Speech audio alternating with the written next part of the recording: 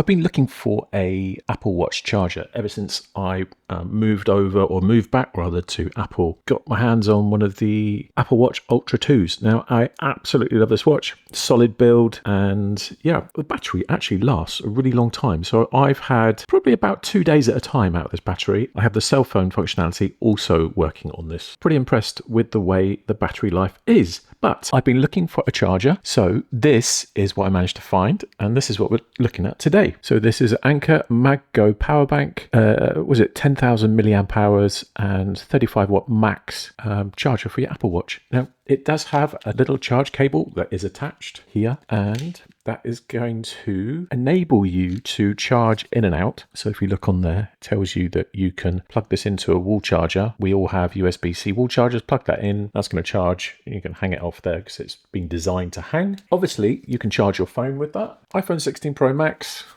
81%, and that's going to charge it at about 35 watts. But you can also charge your AirPods on here. Now, because there's a magnet on there, that is going to stay on, and you can see the light on there. So that is going to stay on there. It's not too strong, that magnet, but it's going to stay on there. Obviously, you could then charge it conventionally by plugging the USB-C in, and that would work just as well like that. And then, obviously, we want to see our Apple Watch charging. So, Apple Watch Ultra 2.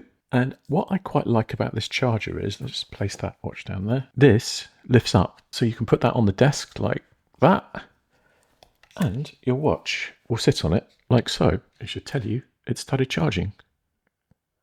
There you go. So now that started charging, I can get about, I reckon I get about 3 full charges out of that in total. That is going to stay on there. That's very well magnetized to there. You can obviously close that up and put your watch over it like that and do it up if you want for an added bit of security, but I like charging mine standing up like that. I think that works incredibly well. You do have these little ridges around the edge for extra grip. It is a little bit bulky. Or you do get another USB-C port here, so you can charge in there, and you can also do a pass-through. So this was run down. I plugged this into the wall and I put my watch on there, so my watch was charging and the battery bank was charging at the same time. So that was quite handy. Now on the power bank also you have this handy little screen, and to initiate that you just press this button on the top here, and I don't know whether you can see that, but that's showing 54%.